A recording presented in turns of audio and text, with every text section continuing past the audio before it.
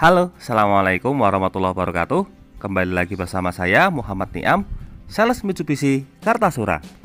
Pada video kali ini kami akan membagikan informasi seputar 5 alasan penyebab pengajuan kredit mobil Mitsubishi Expander Anda ditolak oleh leasing. Kira-kira apa saja penyebabnya? Nah, untuk lebih jelasnya, simak video ini sampai selesai. Tapi sebelumnya jangan lupa klik like pada video ini, tekan tombol subscribe dan nyalakan belnya untuk mendapatkan notifikasi terbaru seputar mobil Mitsubishi Expander.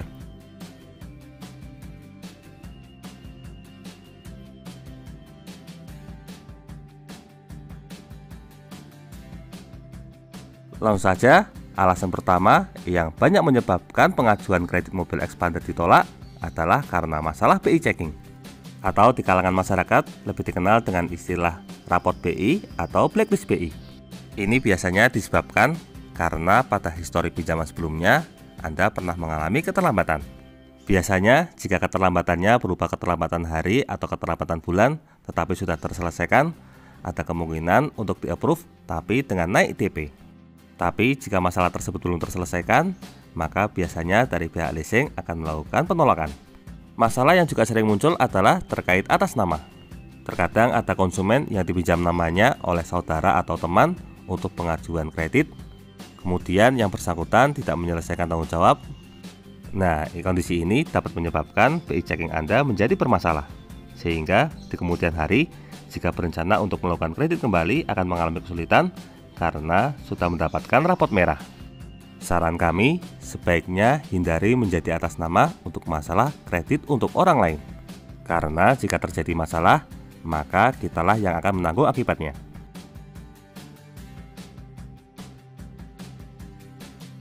Alasan yang kedua adalah masalah penghasilan yang belum cukup.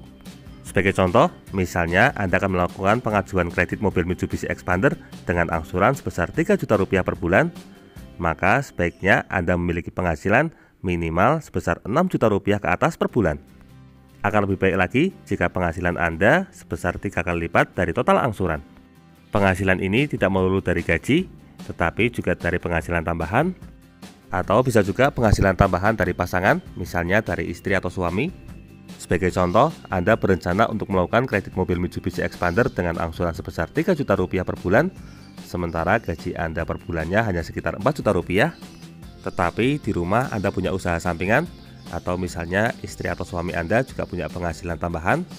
Misalnya istri memiliki toko pakaian atau toko makanan. Nah, penghasilan dari toko tersebut bisa dimasukkan agar perhitungan penghasilannya menjadi cukup. Kenapa masalah penghasilan ini sangat diperhitungkan? Karena saat memberikan kredit kepada konsumen, dari pihak leasing tidak ingin nantinya kredit mobil Expander ini menjadi beban bagi konsumen tersebut. Jangan sampai gara-gara terlalu memaksakan untuk membeli mobil, nanti kehidupan seharinya menjadi susah karena penghasilan bulanannya sangat mepet. Oleh sebab itu, biasanya disarankan untuk jumlah angsuran maksimal sepertiga dari jumlah penghasilan bulanan, sehingga untuk kebutuhan sehari-hari Anda masih bisa mendapatkan saving yang cukup. Jangan sampai gara-gara terlalu memaksakan akhirnya bisa beli mobil tapi tidak bisa beli bensin, karena uang bulanannya sudah habis untuk membayar angsuran. Biasanya jika penghasilan belum cukup, maka dari pihak leasing tidak langsung menolak, tetapi menyarankan untuk menambah DP agar angsurannya bisa turun.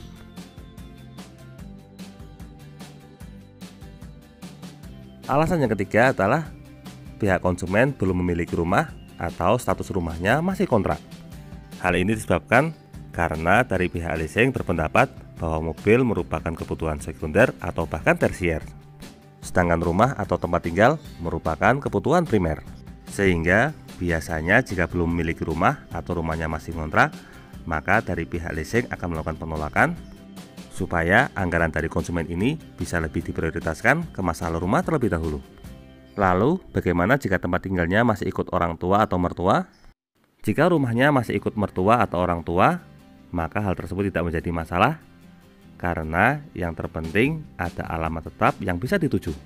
Biasanya nanti dalam proses memerlukan bukti berupa SPP TPBB atau rekening listrik yang menunjukkan bahwa rumah tersebut adalah milik orang tua. Lalu, bagaimana jika rumah yang ditinggali sebenarnya sudah dibeli tetapi belum dibalik nama? Ini bisa dibuktikan dengan melampirkan akta jual beli dari pihak notaris yang membuktikan bahwa rumah tersebut memang sudah diperjualbelikan, hanya saja belum dibalik nama atau sedang dalam proses balik nama. Ketatnya proses ini disebabkan karena di sini menganut asas prioritas, di mana sebaiknya beli rumah dulu baru beli mobil.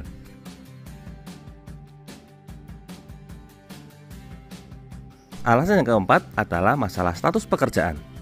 Jika status pekerjaannya cenderung rawan atau dianggap tidak jelas, maka biasanya dari pihak leasing akan melakukan penolakan.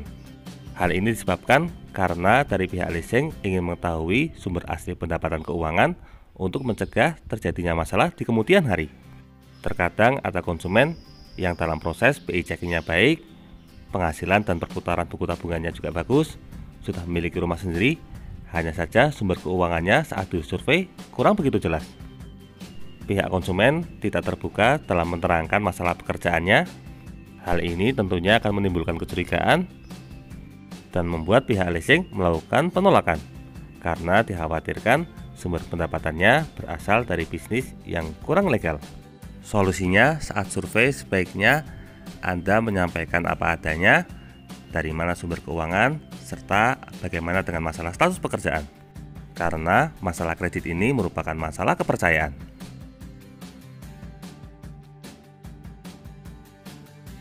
Dan untuk alasan yang kelima, ini sebenarnya terlihat sepele tetapi bisa mengakibatkan penolakan, yaitu masalah garasi. Meskipun BI checking bagus, penghasilannya cukup, sudah memiliki rumah sendiri, pekerjaannya juga jelas, tetapi jika di rumahnya tidak ada garasi, maka biasanya dari pihak leasing akan melakukan pertimbangan. Jika belum ada kejelasan dari pihak konsumen di mana nantinya mobil ini akan diparkir, maka dari pihak leasing biasanya akan melakukan penolakan. Hal ini disebabkan karena dari pihak leasing tidak mengendaki nantinya mobil ditaruh sembarangan, misalnya ditaruh di pinggir jalan atau nempel di depan rumah. Karena hal tersebut sangat rawan, selain rawan masalah pencurian, dikhawatirkan juga terjadi gesekan sosial dengan lingkungan sekitar. Lalu, bagaimana jika rumahnya memang tidak punya garasi? Solusi yang pertama, sebaiknya Anda mempersiapkan garasi terlebih dahulu sebelum membeli mobil. Atau solusi yang kedua, Anda harus bisa meyakinkan pihak leasing di mana nantinya mobil ini akan diparkir.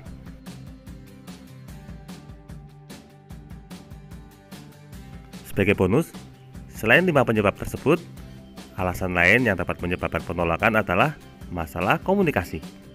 Jika konsumen susah dihubungi atau memiliki gaya bicara yang cenderung kasar, maka hal tersebut akan menjadi penilaian khusus dari pihak leasing. Selain itu, terlalu pelit informasi atau terlalu berlebih-lebihan ketika menyampaikan informasi, ini juga akan menimbulkan tanda tanya dari pihak leasing. Solusinya adalah dengan tetap menjadi kooperatif serta memberikan jawaban yang apa adanya, tidak terlalu berlebihan saat disurvei dari pihak leasing. Karena dari pihak finance biasanya lebih menyukai konsumen yang menyampaikan informasi apa adanya. Nah, kurang lebih itulah gambaran 5 penyebab kenapa pengajuan kredit mobil Mitsubishi Expander dapat ditolak oleh leasing. Ini tidak hanya berlaku untuk mobil Mitsubishi Expander, tetapi juga berlaku untuk kredit mobil pada umumnya. Bagi Anda yang pernah punya pengalaman ditolak saat kredit mobil, silakan tuliskan di kolom komentar. Semoga video ini dapat bermanfaat dan memberikan gambaran, terutama bagi Anda yang saat ini sedang berencana untuk membeli mobil Mitsubishi Expander secara kredit. Untuk informasi seputar pembelian mobil Mitsubishi Expander, silakan bisa menghubungi kami, Muhammad Niam, di nomor 081 228 447 856, atau bisa juga kunjungi website kami di www.mitsubishisolo.co.id. Jangan lupa klik like, subscribe, dan bagikan video ini kepada semua orang yang Anda kenal. Saya doakan bagi Anda setelah like dan subscribe pada video ini, semoga rezekinya semakin lancar dan tahun ini bisa membeli mobil Mitsubishi Expander semua. Terima kasih banyak sudah menonton video ini. Jangan lupa, ingat Mitsubishi, ingat Mas Niam. Terima kasih.